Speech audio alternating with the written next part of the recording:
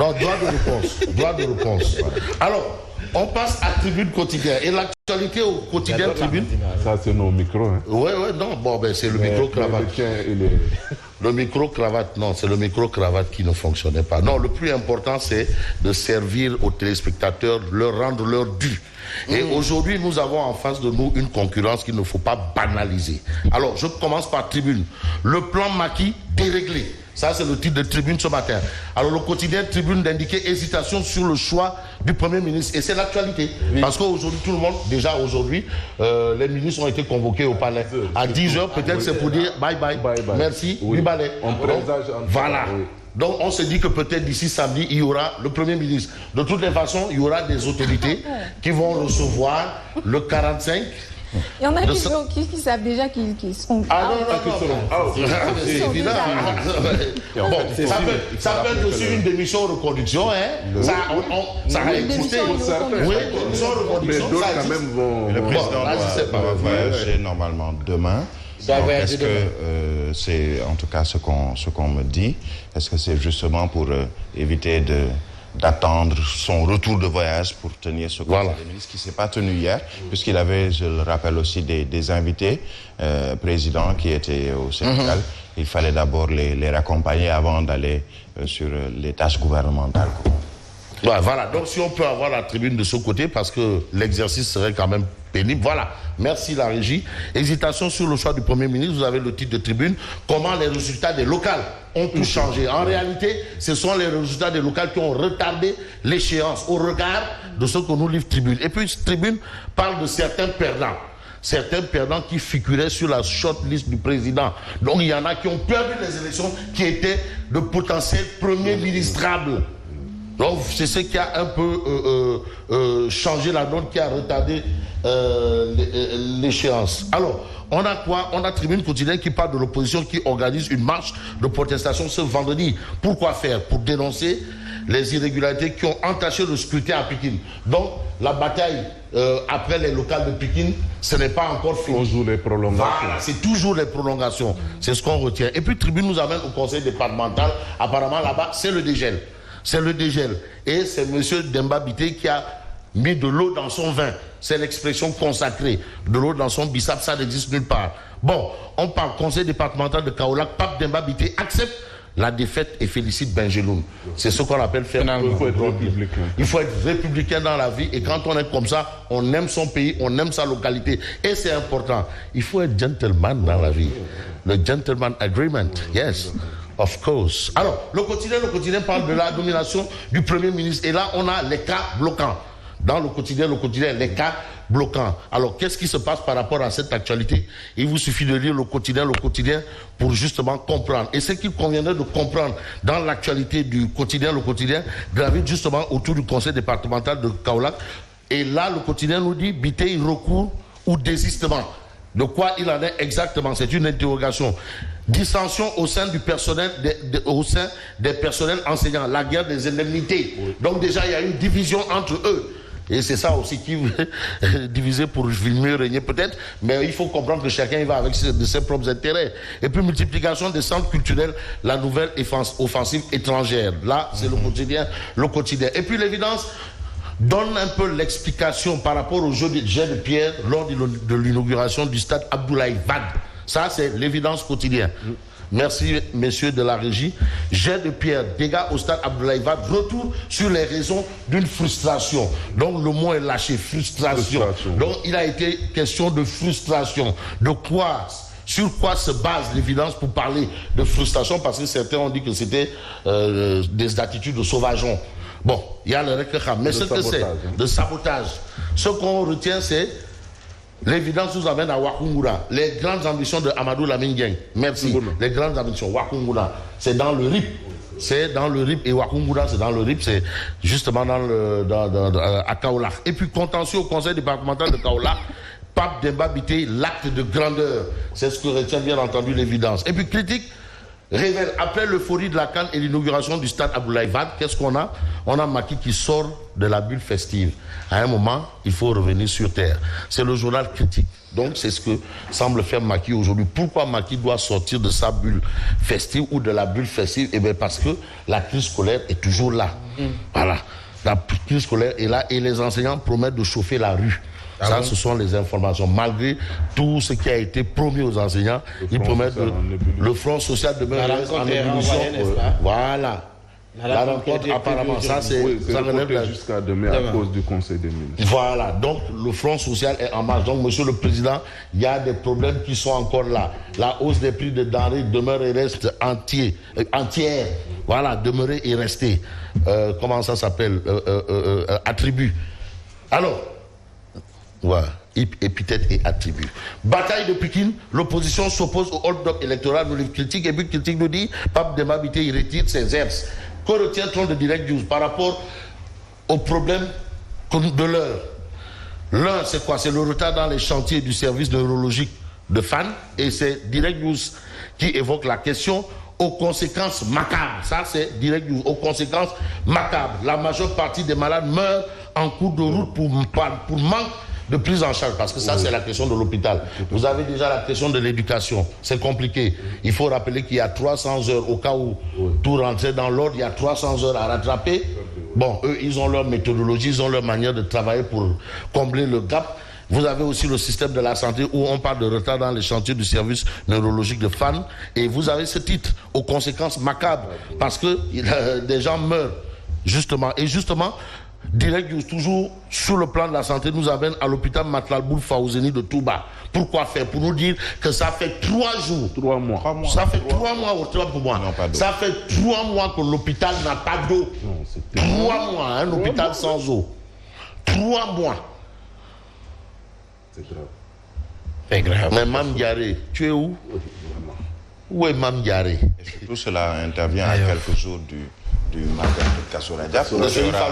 Tu auras du monde également à Touba, alors qu'on a besoin justement de ces structures sanitaires. Cela pose un véritable problème. Absolument, un véritable problème. Et l'autre problème, c'est la crise scolaire. Et l'Observateur l'Obs en parle ce matin. Il s'agit de l'école, les équations de la reprise. C'est le titre de l'Observateur l'Obs. Et puis, question sur le rattrapage des 300 heures perdues, les différentes options et les risques sur l'allègement de programme. Vous avez les angoisses des élèves en classe d'examen.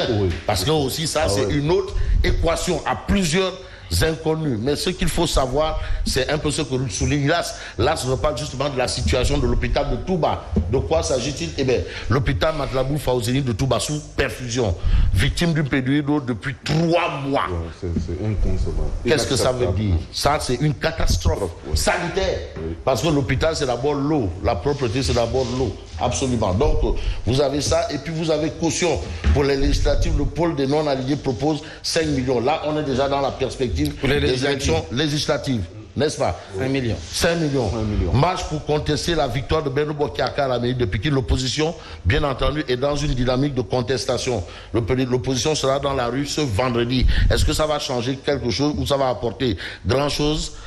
On ne sait pas. Mais ce qu'on sait, c'est le conseil départemental de Kaolack. Et l'As quotidien nous dit que Pape Demba Bitèye renonce à son recours et félicite Benjeloul. Ça, c'est l'information, bien entendu, de l'As quotidien. Et je vais peut-être terminer avec Odia, comme c'est devenu une coutume, hein. Terminer avec Odia, ou bien je continue? Vous pouvez continuer. Voilà, le droit de réponse. Bonne journée. Ça, c'est le Dougouti. Le Dougoutigui. Ah oui, parce qu'il y a une grande rencontre aujourd'hui, une rencontre assez importante sur les questions de défense et de sécurité. Alors donc, voilà, on peut terminer avec Odia si possible, si Odia peut nous permettre de terminer avec lui, parce que Odia quand même, ça devient un fait. Ça devient un fait. Odia! Voilà. Remise des diplômes de la 4e promotion du Centre des hautes études de défense et de sécurité, Camp Leclerc. Et c'est normal, c'est l'actualité de l'heure, les questions de défense et de sécurité. Et sur cette chose, sur ça, c'est quand même le Dougoutigui qui est la cheville ouvrière. Et c'est important. Aujourd'hui, les questions de défense et de sécurité, c'est très important. Alors, vous avez Odia, conseil départemental de Kaolack. Ah, ça, c'est Biteye qui s'en va avec, tu sais, avec sa moustache, sa barbe poivre-sel. Il a une barbe poivre-sel. Non, il s'en va. Recours Biteye. Je retire mon recours qui bloquait le circuit électrique. Bon, ben attends, quels sont les gens qui sont en train de célébrer au-dessus la conseil départemental de Kaolack? Ouais, le courant est revenu, absolument. Et c'est Benjeloun qui fait un pas de danse. Voilà, mais il y a une poubelle à côté. Au moins, c'est la propreté à Kaolack, quoi. Est-ce que ça veut symboliser un peu, comme on dit Kaolack, c'est la capitale mondiale des ordures ménagères. Bon, il y a une poubelle à côté. L'assainissement. L'assainissement, donc c'est peut-être une question d'assainissement, mais au moins, il y aura l'éclairage. Au moins, il y aura l'éclairage. C'est un défi à relever. Voilà, au moins, il y aura l'éclairage. Si on se réfère un peu à ça, et vous avez là, le lampadaire là, qui est carrément allumé. Kaolack au moins est éclairé. Mais maintenant les questions d'ordure ménagère, donc c'est le défi à relever. Kaolack est bien éclairé. Le principal défi à relever. Alors moi, le seul défi que j'avais à relever ce matin, la revue des titres, elle est terminée et bonne continuation.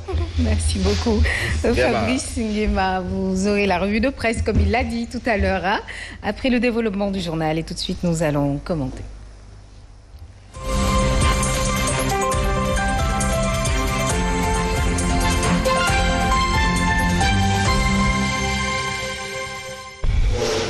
Alors, l'observateur qui, à la une, revient sur cette crise scolaire, école des équations de la reprise. Alors, il est question de parler justement de ces rattrapages des 300 heures qui ont été perdues. Et sachez qu'aujourd'hui, les élèves seront en rassemblement à la place de l'obélisque, donc à partir de 9h. On se pose la question, Birahim et Mamadou Fofana, comment pourrait-on déjà peut-être rattraper, avant que l'on ne parle d'autre chose, de ces 300 heures, ce quantum horaire qui a été perdu comme ça? Peut-être qu'ils auront la recette de pouvoir combler tout ce temps perdu. Repousser les examens. Oui, ou bien alléger justement, je crois, le programme pour pouvoir permettre à ces élèves-là... 10 semaines sans cours. Oui, ça équivaut à 300 heures. C'est énorme. Donc, pour moi, je crois qu'il faudrait, de concert avec le corps professoral, voir la recette qui s'y est quand même pour pouvoir permettre aux élèves de pouvoir apprendre tranquillement pour le reste de l'année et effectivement passer les examens. Et ça permettra au moins quand même de réconforter ces élèves qui se sont battus. Vous le dites tout à l'heure, qu'ils veulent se réunir aujourd'hui à la place de l'obélisque, justement. Il faut les laisser manifester. Parce que quand même c'est un droit d'abord et c'est un droit reconnu par la Constitution de garantir l'éducation. Oui, ça a été autorisé. Oui, de garantir l'éducation à tout le monde. Maintenant, au sortir de cela, on attend demain peut-être que ce sera le dégel entre les syndicats d'enseignants et le gouvernement. Et j'en profite, comme je l'ai fait hier, pour inviter quand même les enseignants au sens élevé de la responsabilité et du patriotisme pour que quand même cette situation soit dépassée. Et à côté de cela, régler le problème de l'école. Parce qu'on ne peut pas, à chaque année quand même, qu'on parle de oui, il faut sauver l'année, il faut sauver l'année. Et jusqu'à quand? C'est un problème qui perdure. L'État devrait prendre à bras le corps ce problème et le régler définitivement. Justement, par rapport aux différentes options et les risques sur l'allègement peut-être du programme. Oui, alléger le programme, mais c'est également une opportunité, à mon sens, pour le gouvernement, pour l'école sénégalaise de manière générale, de revoir justement ou restructurer l'école sénégalaise. Il y a dans certains pays dans le monde, si je prends le cas du Canada ou d'autres pays, même aux États-Unis, ce ne sont pas 9 mois de cours sur les 12, mais c'est 6 mois de cours accélérés qui permettent durant ces 6 mois pratiquement de combler tout ce qu'il y a comme programme, de revoir tout le programme scolaire de ces élèves durant 6 mois. Je pense que c'est également le cas en Espagne ou dans d'autres pays. Est-ce que le Sénégal ne devrait pas aller vers justement cette option, puisqu'on se rend compte que chaque année, pour reprendre un peu ce que disait Mamadou Fofana, on nous parle de sauver l'année scolaire parce que au moins on a jusqu'à 1 mois, 2 mois, 3 mois de grève, même si perlé quelquefois, puisqu'il arrive qu'on reste plusieurs semaines, soit ce sont les enseignants qui sont en grève, ou bien ce sont les élèves qui sont en grève. Ça veut dire que tous les ans, on se retrouve avec un gap à combler en termes d'heures justement du quantum horaire. Et ce qu'il faut aujourd'hui, ce n'est pas seulement sauver l'année scolaire, il faut sauver l'école sénégalaise. Comment sauver l'école sénégalaise? C'est déjà en se disant la vérité dans le blanc des yeux, du côté du gouvernement comme du côté des syndicalistes. Aujourd'hui, on voit qu'il y a effritement même au niveau des syndicats, puisque certains ne sont plus dans cette logique de faire perdurer la situation. Cela veut dire que certains syndicalistes sont conscients de la situation et surtout des conséquences pour les apprenants, pour les élèves. Les élèves en sont conscients depuis un certain temps. On a vu plusieurs manifestations un peu partout au Sénégal de ces élèves qui, pour une fois, demandent plutôt que les professeurs regagnent les salles de cours. Avant, c'était plus les élèves qui étaient dans la rue et qui allaient déloger leurs camarades des écoles privées. Mais cette année, on a vu peut-être une certaine prise de conscience de ces élèves. Là, ils sont en train de vivre une psychose justement d'année blanche. Tout simplement parce qu'on a parlé, je pense, c'est le journal L'Observateur qui parle de ces élèves qui sont en classe d'examen. Certains d'entre nous ont des enfants ou des neveux ou en tout cas des proches qui sont en classe d'examen,